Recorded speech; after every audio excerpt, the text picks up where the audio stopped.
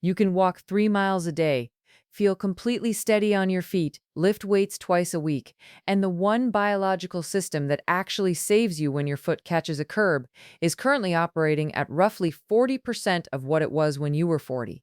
Not because you've been sedentary, not because you've been careless, because the system that matters most for fall prevention is not the one that any standard fitness program targets, and it has been quietly degrading in the background while you were dutifully doing everything else right. That system is invisible on any fitness tracker you own. It shows no symptoms. It does not ache. It does not fatigue. It does not give you any signal that it is failing.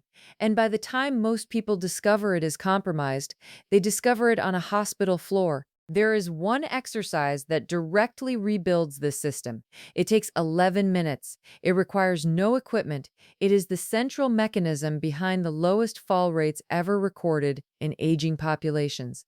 And it is almost never programmed into a standard fitness class, recommended by a general practitioner during a routine physical, or featured in the mainstream wellness content aimed at adults over 60. By the end of this, you will understand exactly why falls happen at the neurological level, which three systems fail first, and in what sequence, why the advice you've been given is targeting the wrong variable, and how to implement what I call the three-point catch, the three-component daily protocol that directly addresses the biological failure before it puts you in an emergency room. The name will make sense once we get to the mechanism. Let's start with what a fall actually is, because I spent a long time thinking about this wrong, and everything clicked differently once I understood the real biology. 1 in 4 Americans over 65 falls every year. That is not a projection or an extrapolation. That is the Centers for Disease Control figure, measured from emergency department data across the United States. 3 million fall-related emergency room visits annually, more than 800,000 hospitalizations, 300,000 hip fractures each year, with women accounting for approximately 75% of them. The numbers after a hip fracture are the ones that stop me cold every time I look at them. Between 20 and 30% of patients hospitalized for a hip fracture will be dead within 12 months. Not from the fracture itself. Bone heals. They die from what the fracture sets in motion: enforced immobility that triggers blood clots, pneumonia from shallow breathing while bedridden, accelerated muscle loss that turns a temporary injury into permanent functional impairment, and a form of acute depression that research increasingly links to loss of independence and the sudden disruption of every routine a person has built their life around. Another 50% of those who were living independently before the fracture will never return to independent living. They will need ongoing assistance with activities they were managing completely on their own the week before they fell. The total direct medical cost of falls in the United States is estimated at approximately $50 billion per year. I tell you those numbers not to alarm you into paralysis. That would backfire biologically in a way I will explain shortly, but because the gap between those numbers and the quality of mainstream prevention advice is genuinely staggering to me. Not infuriating, staggering. There is a 35 to 50% reduction in fall rates sitting right there in the peer-reviewed literature, attached to a specific type of exercise. And yet the standard clinical conversation about falls tends to circle back to calcium, vitamin D, and being careful on the stairs. So, what is a fall? Most people think of a fall as a strength failure. Your legs gave out, you got weak, you lost your balance because you didn't have the muscular capacity to hold on. This mental model is intuitive, it's not entirely wrong, and it is precisely why most fall prevention programs underperform. They target the visible variable, leg strength, and miss the invisible one. A fall is a timing failure. Here is the specific biology. When you stumble, when your foot clips a threshold, or your heel lands on a patch of gravel at an unexpected angle, your body has approximately 300 to 400 milliseconds to execute what biomechanists call a protective step. This is the automatic, non-conscious action of throwing one foot forward, backward, or sideways to reposition your base of support beneath your shifted center of gravity before gravity finishes the job. You do not decide to do this. Your nervous system detects the perturbation, runs the calculation, and fires the muscles, all before your conscious mind has registered that anything unusual has happened. In a healthy 25-year-old, that entire sequence, detect, calculate, fire, takes roughly 180 to 220 milliseconds. In most adults over 70, it takes 260 to 300 milliseconds. That gap of 40 to 80 milliseconds is the entire margin between landing on your feet and landing on your hip. Now, here is the mechanism behind that gap. And this is precisely where most conversations about falls become unhelpful because they stop at the fact and never explain the how. There are three distinct biological systems that must fire in rapid sequence for a protective step to succeed. The first is your proprioceptive network, the sensory apparatus inside your joints, tendons, and muscle fibers that continuously tracks where your body is in space. The second is your fast-twitch muscle fiber pool, the specific category of muscle fiber that produces explosive, immediate force, distinct from the slow endurance fibers you use for walking and standing. The third is the cerebellar processing loop, the speed at which your brain's movement coordination center integrates incoming sensory data and dispatches a corrective command through your spinal cord to the appropriate muscles. All three degrade with age. All three begin declining before most people expect, and none of them are meaningfully trained by the exercises most adults over 60 are currently doing. Let's go through each layer. The proprioceptive network is the one that surprises people most because it is the least visible and the most fundamental. Inside your ankle joint, embedded within the joint capsule, the surrounding tendons, and the belly of every muscle in your lower leg, there are two categories of sensory cells that your body's balance system depends on entirely. The first are called muscle spindles. These are miniature stretch sensors woven into the fabric of your muscles, oriented parallel to the muscle fibers. When a muscle is suddenly lengthened, as happens in the first milliseconds of a stumble, when an unexpected surface tilt forces the ankle into rapid inversion, the spindle fires an immediate signal to your spinal cord indicating both the direction and the rate of that stretch. The signal travels at among the fastest conduction speeds in your peripheral nervous system. The second type are joint mechanoreceptors, which are pressure and position sensors embedded in the capsule tissue surrounding the joint itself. These cells track the angle of the joint, the rate at which that angle is changing, and the compressive forces being applied through the joint at any given moment.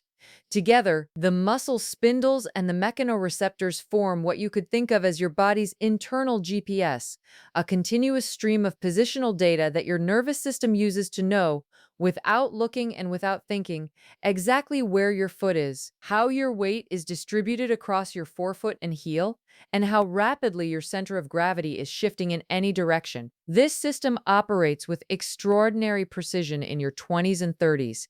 It begins degrading in your 40s.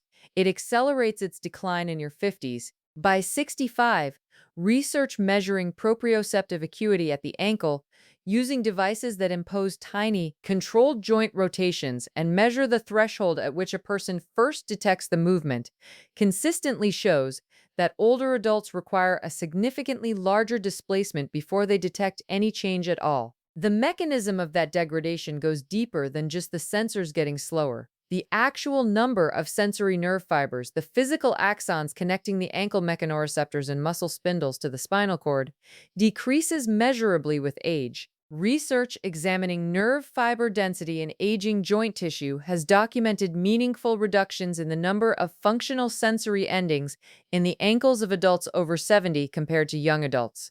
Fewer physical nerve endings means a weaker signal. Less signal means later detection. Later detection means a delayed corrective response. Your proprioceptive GPS is not just slowing down, it is losing hardware. What this means for your body right now, if you are over 50 and have not specifically trained this system, is that when you step onto a surface with a slope you weren't expecting, a driveway camber, a garden path after rain, a slightly raised edge you didn't see, your body is receiving a degraded, late-arriving signal about the degree of postural threat. The correction initiates later than it used to, and in the fraction of a second between a delayed signal and the execution of a corrective step, your center of gravity has traveled further than your foot can reach. But this is not irreversible. And the reason it is not irreversible is one of the most important pieces of neurobiology in this entire video. The proprioceptive network is adaptable. It responds to training with a speed that surprises most people. Studies on balance training interventions in older adults show measurable improvements in proprioceptive acuity within 6 to 8 weeks of consistent practice. The sensors themselves may age, but the neural pathways that transmit their signals and the brain's ability to extract precise information from a weaker signal can both be strengthened. Think of it as upgrading the processing software and the fiber optic cable bandwidth, even when you cannot replace the antenna hardware. The system extracts more meaning from the signal it has, and it extracts it faster. That is the core biological mechanism behind the exercise I am going to describe. Before we get there, though, let's look at what the mainstream fitness world has been telling you and where that guidance left a critical gap. For the past 2 decades, the standard recommendation given to adults over 60 who wanted to reduce their fall risk was some version of this: strengthen your legs, walk regularly, and consider taking a balance class once or twice a week as a supplementary activity. The walking recommendation has genuine merit for cardiovascular health and modest coordination benefits.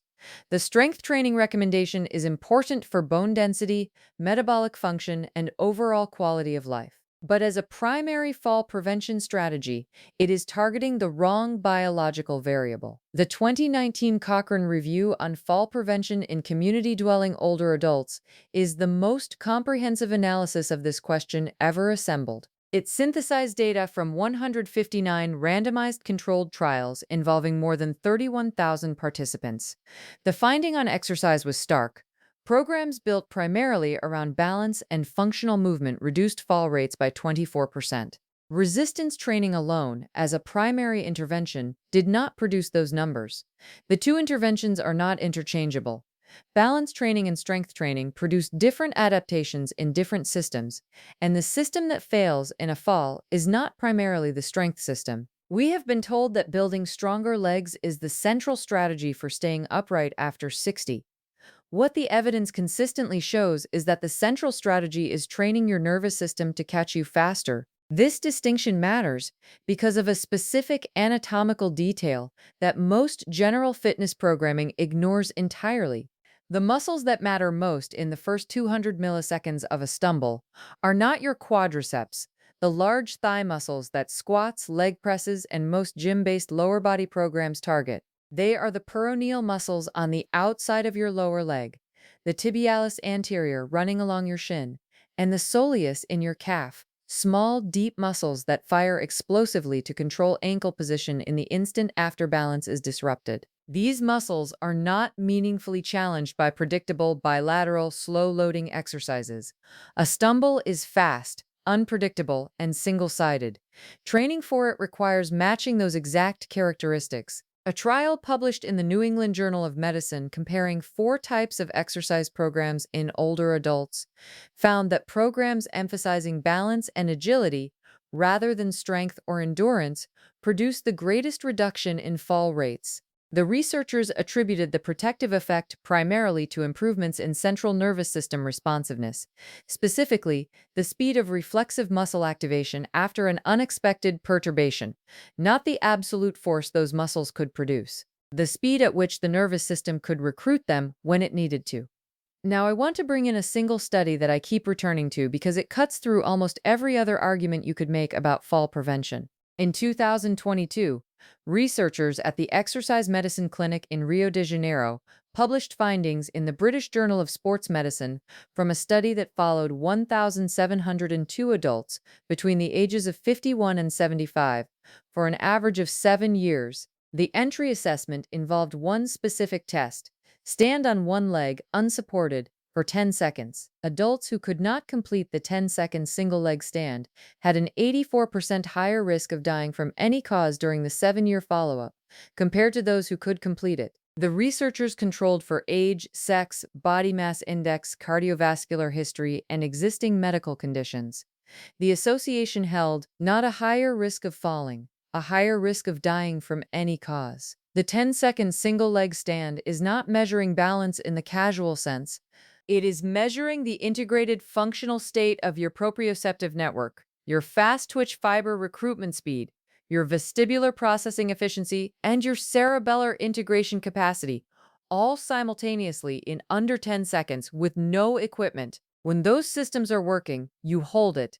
When they are degrading, you cannot, regardless of how strong your legs are, how much you walk, or how healthy you feel in every other respect. Now let's look at the second failing system, fast twitch muscle fibers. Skeletal muscle is not a single material. It is a mixture of two fundamentally different fiber types that serve opposite purposes and age at different rates.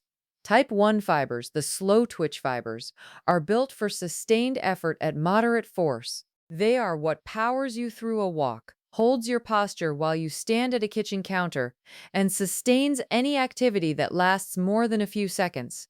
They are metabolically efficient, fatigue-resistant, and relatively preserved by the general activity most adults over 60 maintain. Type 2 fibers, the fast twitch fibers, are built for something completely different: maximum force in minimum time. They fire at 2 to 3 times the speed of slow twitch fibers, produce significantly more force per activation, and are the primary fibers recruited in any explosive or reactive movement, including the protective step after a stumble. They are also the fibers that decline earliest and most dramatically with age. The process has a specific name in the research literature: preferential type 2 fiber atrophy. Beginning in the late 40s and accelerating sharply through the 50s and 60s, fast twitch fibers lose cross-sectional area, they thin, at a measurably faster rate than slow twitch fibers in the same muscle. By age 70, the cross-sectional area of type 2 fibers in the major lower leg muscles may have decreased by 30 to 40% compared to a 50-year-old baseline. The fibers have not disappeared, but they are smaller, slower to activate, and produce less force in the critical window between stumble and fall. The mechanism that compounds this problem is how fiber types are recruited. Your nervous system uses slow twitch fibers first for any stable, predictable movement. It only reaches into the fast twitch pool when a movement requires maximum force quickly, when there is not enough time to do it any other way. Which means that if your exercise routine consists entirely of walking and predictable bilateral strength training, your type 2 fibers are almost never being asked to do anything meaningful. They are present but undertrained, and undertrained tissue in human biology follows a consistent rule: it shrinks. The adaptation that reverses preferential type 2 atrophy is not simply adding more resistance to your regular exercises. It is exposing the nervous system to demands that are fast, reactive, and unpredictable. Movements where the system has no choice but to recruit fast twitch fibers immediately because slow recruitment would mean falling over. Single leg balance training creates exactly this demand. The constant, small, unpredictable microperturbations of balancing on one leg require rapid, reactive muscle firing in the very muscles most critical for catching a stumble.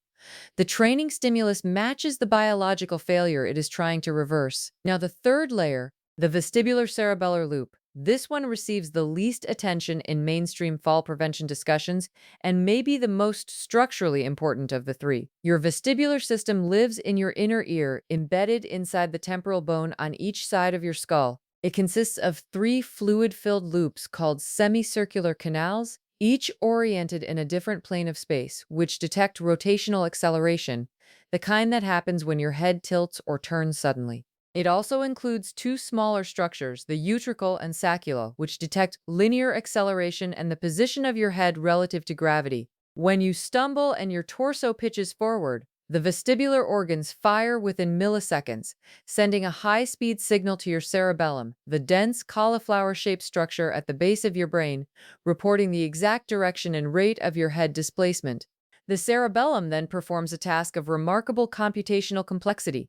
It takes the vestibular signal, integrates it simultaneously with proprioceptive signals arriving from your joints and muscles, cross-references both streams with visual data from your eyes, compares the combined picture to a continuously updated internal model of your body's expected position, calculates the corrective movement required, and dispatches a motor command down the spinal cord, all in the same fraction of a second that a 25-year-old completes a protective step. When you are standing still and you drift slightly, this system fires hundreds of tiny corrective microsignals per minute that you are entirely unaware of. It is the mechanism that allows you to walk in a dark room without gripping the wall, or to maintain your footing on an escalator while looking in a different direction. It is operating constantly, invisibly, and it degrades with age through a mechanism you cannot feel. The sensory hair cells inside the semicircular canals, the actual detection cells that measure fluid displacement, decline in number through adulthood, with measurably lower counts documented in adults over 65 compared to younger controls. The vestibular nerve, which carries signals from those cells to the brainstem, also slows in conduction speed, and the cerebellum itself loses volume over the adult lifespan. Research using magnetic resonance imaging has documented this shrinkage, which reduces the computational speed of the integration process. The combined effect is a slower, less precise central command. The protective step is initiated but later, and it is initiated with lower precision in its targeting. The foot lands closer to the edge of the safe recovery zone rather than well within it. What makes this layer particularly relevant to the exercise I am about to describe is the cerebellum's unusual capacity for training-driven plasticity. Of all brain regions, the cerebellum is among the most responsive to repeated practice of complex, coordinated movements. This is well established in motor learning research. It is the reason musicians, athletes, and martial artists maintain cerebellar function well into old age. Not because their brains age differently, but because they have spent decades giving their cerebellum intense, varied, precise movement challenges. This is also why Tai Chi produces fall reductions that have impressed researchers for 30 years. A comprehensive meta-analysis covering multiple randomized controlled trials found that regular Tai Chi practice reduces fall frequency in older adults by between 35 and 45%. The mechanism is not that Tai Chi builds stronger legs. It is that the sustained practice of slow, precise, single-leg weight shifts, the constant transfer of full body weight from one foot to the other through a controlled arc of movement, maintains the cerebellar circuitry that processes balance signals quickly. The brain adapts to the demand. The adaptation saves lives. Before we get to the protocol, I want to name something about the psychology of this that the pure biology does not fully capture, because understanding the mechanism is only part of what drives behavior. And I have spent enough time studying how people actually change their health habits, not just what the research says they should do, to know that the invisible nature of proprioceptive decline is itself a significant obstacle to taking it seriously. When my husband was going through his recovery after nearly dying from the cardiovascular crisis that changed everything for us, and this was under medical supervision with a full pharmacological protocol that we were adding to, not replacing, we noticed a consistent pattern in what behaviors he maintained and which ones quietly fell away. The things with visible metrics held on. The things with invisible metrics did not. He could track his resting heart rate. He could see the numbers on his blood pressure monitor. He could watch his cholesterol panels move over months. But there was no number, no device, no feedback mechanism for the neurological adaptations that single-leg training was building. So that part kept getting deprioritized, even though the evidence for it was at least as strong as the evidence for any of the cardiovascular interventions he was tracking obsessively. This is not a personal failing. It is an environment problem. The fitness industry, like most industries, optimizes for measurable outcomes because measurable outcomes can be packaged, sold, and tracked on an app. The invisible neurological work of maintaining your protective step reflex does not fit neatly into a leaderboard, so it gets less attention than it deserves, not through any malicious design, but through the perfectly predictable consequence of building an industry around what can be counted rather than what most matters. I find this more absurd than enraging. The information exists, the evidence is clear, the exercise takes 11 minutes, And yet, I want to mention something before the protocol because it connects more directly to fall prevention than it might initially seem. The research on fast twitch fiber maintenance and on the speed of neuromuscular responses both point to the same underlying variable: muscle protein synthesis, particularly the kind that supports type 2 fiber repair and growth. The timing of protein intake relative to the body's circadian rhythm turns out to matter significantly for this specific type of tissue maintenance, and this is something my husband spent months working through methodically when he built the Noon Reset protocol. The 30-day daily companion based on Nobel Prize research in circadian biology. I had read about all of this, the studies on protein timing, the relationship between the first meal of the day and anabolic signaling, the way a fasting window interacts with the cellular cleanup processes that prevent the kind of low-grade chronic inflammation that accelerates both muscle fiber degradation and neural tissue aging. I had bookmarked the studies. It still did not work until he sat down and built me something structured that I could actually follow without stopping every day to redecide what to eat. What made it usable was the specificity: 2 pages per day, 1 page of the science for that phase, 1 page of implementation tracking. He organized it into 4 phases: adaptation, activation, optimization, and acceleration.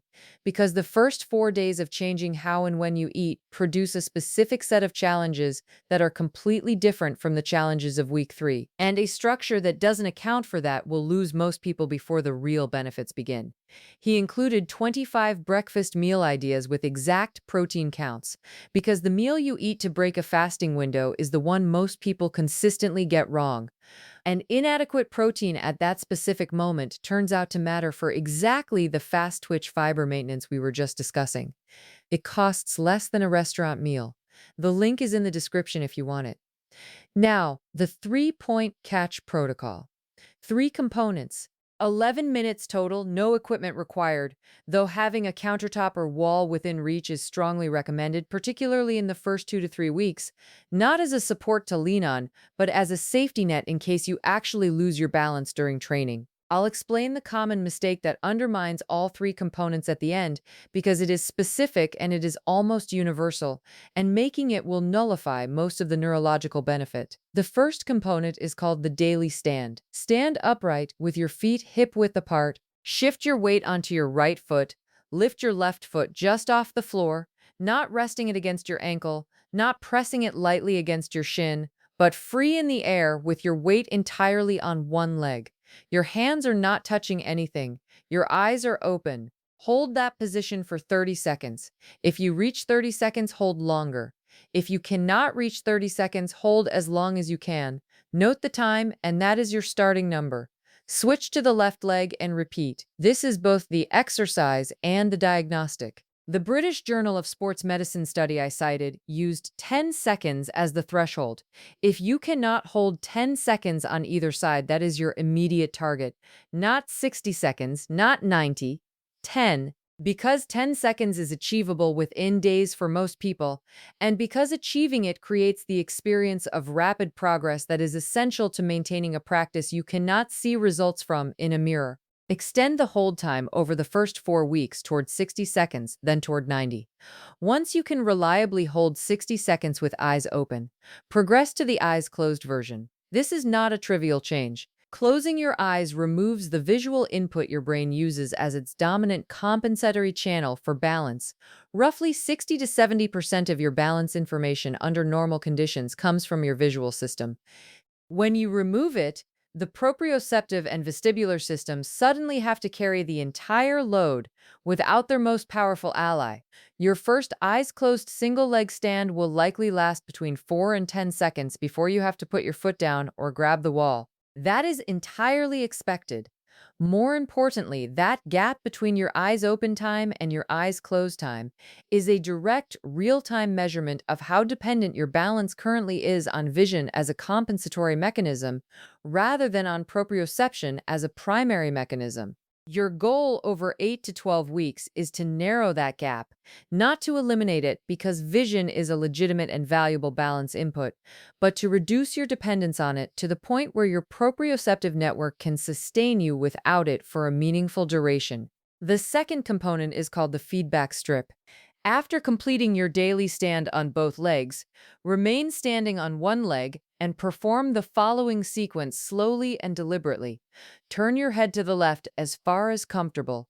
Pause 2 seconds. Return to center. Turn your head to the right. Pause 2 seconds. Return to center. Tilt your head slightly downward toward your chest. Pause 2 seconds. Return to center. Maintain single leg balance throughout. Repeat the full sequence twice per leg. This sounds like something a kindergartner could manage without effort. Standing on one leg while doing it is something most adults over 60 find genuinely challenging on the first attempt, and the reason is mechanistic. Head movement sends vestibular signals to the cerebellum simultaneously with the proprioceptive signals required to maintain single leg balance. These incoming data streams partially conflict with each other. The vestibular system is reporting that your head is moving while the balance maintenance system is trying to hold your torso still, and the cerebellum has to rapidly resolve that conflict and issue a coherent motor command anyway. This is a much higher neurological demand than either task in isolation. It is also precisely the condition that precedes many real-world falls. You turn to look at something while walking, you glance downward at an obstacle, you reach toward a shelf while shifting your weight, and the simultaneous demands on your vestibular cerebellar integration system exceed its current processing speed. Research on gaze stability training in older adults, programs that specifically challenge the vestibular visual motor integration system through combined head movement and balance tasks, consistently shows measurable improvements in dynamic balance, meaning balance during movement rather than in static standing, within 6 to 8 weeks. Dynamic balance is what catches you in the real world. Static balance is its prerequisite. The feedback strip trains the transition between them. The third component is called the saving step drill. Stand normally, slowly and deliberately. Allow your body to tilt forward from the ankles, not from the waist, but as a single rigid unit leaning forward like a falling tree, until you feel your body weight beginning to move toward the front edge of your foot and your balance system registering a genuine instability threat. At that moment, without hesitation, throw one foot forward explosively to catch yourself. That is one repetition. Return to your starting position, lean forward again slightly further than before, catch yourself again, perform 4 to 6 repetitions, then switch to a lean that requires a step sideways rather than forward, which trains a different corrective pathway through the peroneal muscles on the outside of the lower leg. The reason this drill works is that it is practicing the exact motor program that needs to fire in a real fall scenario. The protective step is not a strength movement, it is a rehearsed motor pattern. Like any motor pattern, it executes faster and more reliably with practice. Professional athletes dedicate significant training time to practicing reactive movements in controlled conditions, precisely because repetition of a motor pattern at low stakes builds the neural circuitry that fires automatically at high stakes. The saving step drill is the same principle applied to the most important reactive movement most adults over 60 will ever need to execute. Progress this drill over 4 weeks by leaning further before catching, or by performing it while standing on a slightly unstable surface, a folded bath towel, a foam mat, or a balance pad if you have one. The surface instability increases the proprioceptive demand during the catch, training your ankle mechanoreceptors at higher intensity and forcing your fast-twitch fibers to produce corrective force through a less predictable base, which more closely simulates the varied, inconsistent surfaces that cause real-world falls. Now the mistake that invalidates all 3 components. It is specific, it is almost universal, and I want to name it clearly because it is the single most common reason that balance training fails to produce the neurological adaptation that justifies doing it. The mistake is using the wall or countertop as a comfort object rather than a safety net. The wall is there to prevent you from actually falling and injuring yourself during training. It is not there to make the exercise feel manageable. If you are lightly touching the wall during your daily stand because the slight discomfort of genuine instability is unpleasant, you are removing the very neurological challenge that drives the adaptation. The moment of genuine instability, where your proprioceptors are firing at maximum intensity, your type 2 fibers are recruiting desperately, and your cerebellum is running its corrective algorithm at maximum speed, is precisely when the neural remodeling occurs. Touch the wall only when you are actually on your way to the floor, not before. Comfort during balance training is the biological enemy of adaptation. The discomfort you feel when you are genuinely wobbling is the signal that the system you are trying to rebuild is being loaded. That is not a warning to back off. That is the training stimulus working. There is one more thing worth naming about the psychology of this, because it connects to the invisible villain in a way that closes the loop on everything we have discussed. Research from the American Geriatric Society found that approximately 50% of adults who experience a fall develop a sustained fear of falling afterward, even those who were not seriously injured. That fear produces a predictable behavioral response: reduced physical activity, avoidance of challenging terrain, more time spent seated or holding onto surfaces, less variability in movement generally. Every one of those behavioral changes accelerates the decline of the proprioceptive network, the fast twitch fiber pool, and the vestibular cerebellar processing speed. The fear of falling creates the precise conditions that make the next fall more likely. This is the invisible villain at its most structurally insidious. The first fall scares someone into behavioral patterns that degrade the three systems most critical for preventing the second fall. The second fall then occurs on a more compromised platform, making the injuries worse and the fear deeper. The spiral compounds itself. The three-point catch protocol interrupts this cycle before the first fall by maintaining the neurological infrastructure of the protective step as an actively trained, deliberately practiced system, not as something you hope is still there when you need it, as something you have been drilling progressively and specifically for weeks, 11 minutes a day, no equipment, and a 10-second test you can run right now to find out exactly where you stand. If you are going to start the three-point catch this week, comment 3 points below so I can see who is actually doing this. And if you are not subscribed yet, this channel is about mechanisms, not motivation, and there is a lot more where this came from.